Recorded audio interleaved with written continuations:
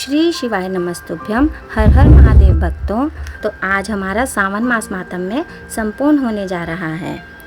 आज हम श्रावण मास माहात्म्य के 30वें अध्याय का श्रवण करेंगे। जय श्री गणेश। सनत कुमार ने भगवान शंकर से पूछा, हे प्रभु, अब आप मुझे पूर्णमासी की विधि बताने की कृपा करें। श्रावण शुक्ल पूर्णमासी को ही हम रक्षाबंधन का पर्व मनाते हैं। भगवान शिव जी बोले, हे तात, श्रावण शुक्ल पूर्णिमा को वेदोत्सर्जन उपाकर्म होता है या फिर पोह माह की पूर्णिमा को यह उपाकर्म किया जाता है। उत्सर्जन में पोह माह या माघ माह की प्रतिपदा तिथि या रोहिणी नक्षत्र बताया गया है। दूसरा समय अपनी अपनी शाखा के अनुसार उत्सर्जन तथा उपाकर्म दोनों एक ही समय करने उत्तम कहे गए हैं। इसलिए श्रावण मास पूर्णिमा के दिन उत्सर्जन उचित है तथा ब्रह्मच शाखार्थी उपाकर्म में श्रावण नक्षत्र उचित है। अतः चतुर्दशी, पूर्णमासी या प्रतिपदा तीनों के दिन में जिस दिन श्रावण नक्षत्र हो उसी दिन ऋग्वेदियों का उपाकर्म होता है। यजुर्वेदियों का उपाकर्म पूर्णिमा में तथा सामवेदियों का उपाकर्म हस्त नक्षत्र में होता है। उपाकर्म गुरु और शुक्रास्त नक्षत्र में भी हो सकता है। गुरु तथा शुक्रास्त नक्षत्र में पहले उपाकर्म का शुभारंभ न करें, यह शास्त्रों का कथन है।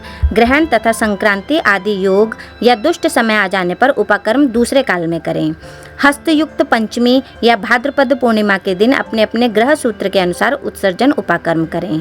मल मास में शुद्ध पक्ष में उत्सर्जन उपाकर्म करना चाहिए। यह दोनों उत्सर्जन उपाकर्म नित्य हैं।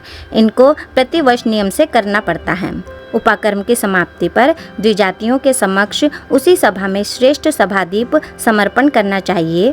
उसे आचार्य या अन्य ब्राह्मण को दे देना चाहिए। प्रथम सोने, चांदी या तांबे के पात्र में 1 किलोग्राम गेहूं रखकर उसके ऊपर आटे का बना दिया बनाकर रखें। उसमें घी या तेल भरकर 3 बत्तियां जलानी चाहिए तथा पान सहित ब्राह्मण को देकर दक्षिणा देनी चाहिए। ब्राह्मण का पूजन कर यह मंत्र बोलें, यह श्रेष्ठ सभादीप दक्षिणा तथा पान सहित देव देवार्थ हेतु भेंट कर रहा हूँ। मेरे सभी मनोरथ पूरे हों तथा पुत्र पौत्र आदि का भविष्य उज्जवल हो, यश की वृद्धि हो। इस प्रकार 5 वर्ष पश्चात उद्यापन करना न भूलें। ब्राह्मण को यथाशक्ति दक्षिणा देकर विदा करना चाहिए। उसी रात को श्रावणी कर्म करना चाहिए। इस तिथि में भगवान हयग्रीव का अवतार हुआ था। उस दिन हयग्रीव जयंती महोत्सव मनाना चाहिए। श्रावण मास पूर्णिमा को श्रवण नक्षत्र में भगवान हयग्रीव का जन्म हुआ था। उसी समय संपूर्ण पापनाशक सामवेद गाया गया था। इसलिए इस दिन सामवेद को सुनना चाहिए और उसकी पूजा करनी चाहिए। वहाँ अपने बंधु बांधवों तथा मित्रों के साथ भोजन करना चाहिए और मनोविनोद के खेल खेलने चाहिए। हयग्रीव की पूजा करनी चाहिए। शुरू में प्रणव भोजन करना चाहिए। उसके बाद भगवते तथा धर्माय कहकर चतुर्थ्यंतर आत्मविशोधन शब्द की योजना करनी चाहिए। अंत में नमः शब्द का उच्चारण करना चाहिए।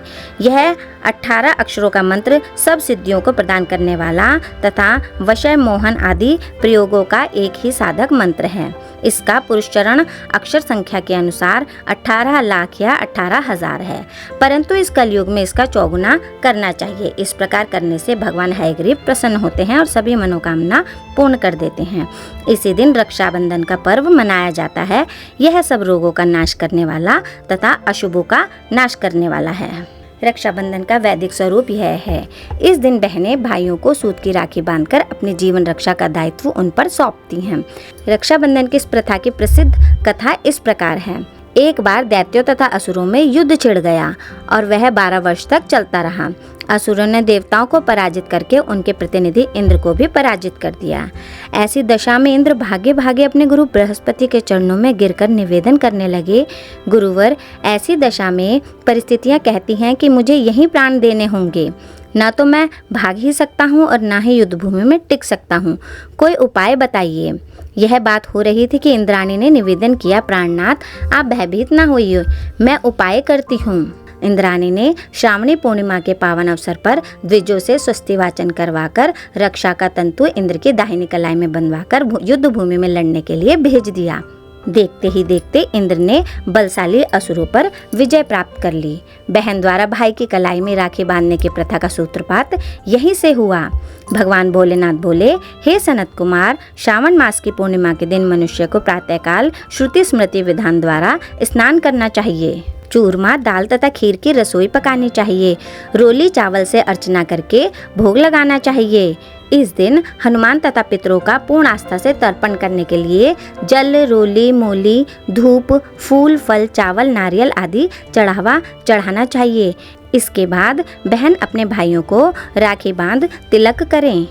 सूत के वस्त्र में चावल के छोटे छोटे गांठे केसर अथवा हल्दी के रंग में रंग लो। चावलों को अंदर रख के एक आकर्षक सुरक्षा सूत्र बनाना चाहिए। वहाँ कलश रखकर उसके ऊपर पूर्ण पात्र में वो रक्षा रखनी चाहिए।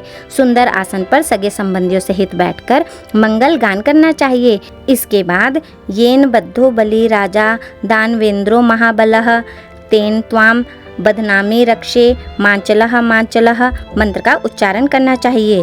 ब्राह्मण, क्षत्रिय, वैश्य, शूद्र तथा अन्य व्यक्तियों को भी पहले ब्राह्मणों की पूजा करके रक्षाबंधन करना चाहिए। इस प्रकार जो रक्षाबंधन करता है वह सब दोषों से छूट जाता है। वास्तव में अरुण रंग की इस राखी का वास्तविक अर्थ है, हे भाई, जब तक मेरी बलिष्ठ कलाई में रक्त की अंतिम बूंद भी है तब तक मेरी आपातकालीन स्थिति में सुरक्षा का दायित्व तुझ पर है। इस प्रकार श्रावण मास माहात्म्य आज संपूर्ण हुआ और भक्तों हम भगवान से प्रार्थना करते हैं कि हे भगवान, अगर हमसे इस महात्म को सुनने, कहने या सुनाने में कोई गलती हो गई हो, त्रुटि हो गई हो तो हमें भगवान माफ़ करें। श्री शिवाय नमस्तुभ्यम। हर हर महादेव भक्तों।